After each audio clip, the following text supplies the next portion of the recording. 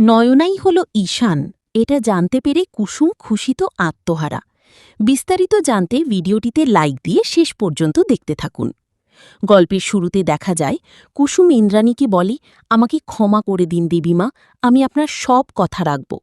ইন্দ্রাণী বলে, আমি তোমাকে বিশ্বাস করি, কিন্তু এরপর থেকে যদি তুমি তোমার সীমা লঙ্ঘন করো তাহলে আমি তোমাকে শাস্তি দিতে বাধ্য হব। আয়ুষ কুসুমকে বলে, জানো কুসুম, আজ ইউএসের ক্লায়েন্টের সাথে আমার মিটিংটা খুব ভালো হয়েছে, মা শুনলে ভীষণ খুশি হবে। আয়ুষ মনে মনে বলে, কুসুম তো সকাল থেকেই সবার জন্য চা কফি বানাচ্ছে, নিজে হয়তো কিছু খায়নি, ওর খেয়াল আমাকে নিতে হবে। আয়ুষ বলে, কুসুম তুমি এটা কেমন কফি বানিয়েছ, তেতো। কুসুম বলে, আমি তো আপনি যেমন খান তেমনই বানিয়েছি। আয়ুষ বলে, তুমি নিজেই খেয়ে দেখো। কুসুম বলে, আমি আপনার চায়ের কাপে কিভাবে চুমুক দেই? আয়ুষ মনে মনে বলে, আমি চাই তুমি নিজে কিছু খাও, তাই আমাকে এই পথটা বেছে নিতে হলো। কুসুম কফি খেয়ে বলে, এটা তো আপনার মনের মতোই হয়েছে। আয়ুষ বলে, কফিটা একদম নষ্ট করবে না, ওটা খেয়ে নিবে। আয়ুষ বলে, কুসুম আমি চা খাবো, নয়না অনেক ভালো চা বানায়, আসলে তুমি তো ওকে দেখোনি, তাই জানো না ও কত সুন্দর। কুসুম বলে, এতই যদি নয়না ম্যাডামের কথা মনে পড়ছে তাহলে দেবীমাকে বলছেন না কেন? আয়ুষ বলে, তোমার জন্যই তো পাচ্ছি না, মা তোমাকে আমার জন্য যোগ্য পাত্রী খোঁজার দায়িত্ব দিয়েছে, তুমি তো এখনো নয়নাকে দেখলেই না। কুসুম অনিশিওর, নয়নাকে দেখলে তোমার পছন্দ হবেই। আয়ুষ কুসুমকে রাগানোর জন্য বলে, আমি নয়নার সাথে কথা বলি। তারপর ঈশানকে ফোন করে, ঈশান মেয়ে কণ্ঠে কথা বলে। ঈশান ফোনে বলতে থাকে, ভাইদা, জাদুঘরের কি রিয়াকশন হবে যদি জানতে পারবে নয়না বলে মেয়েটি আমি, ক্যাফেতে মেয়ে সেজে আমি গেছিলাম। পিছন থেকে কুসুম সব শুনে ফেলে। ঈশান কুসুমকে দেখে বলে, তুমি এখানে? কুসুম বলে, কফি দিতে এসেছিলাম। আপনি আমাকে দেখে চমকে গেলেন কেন? ঈশান বলে, অনেক কাজ আছে, জাদুঘর, পরে কথা হবে। কুসুম খুশি মনে বলে, তার মানে দুই ভাই মিলে এতদিন আমাকে বোকা বানাচ্ছিল।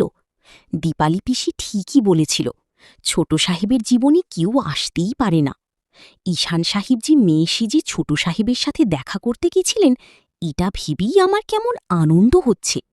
ছোট সাহেবের জীবনে কেউ নেই যে আমাকে ওনার থেকে দূরে করে দেবে, এটা ভেবেই আমার খুব ভালো লাগছে।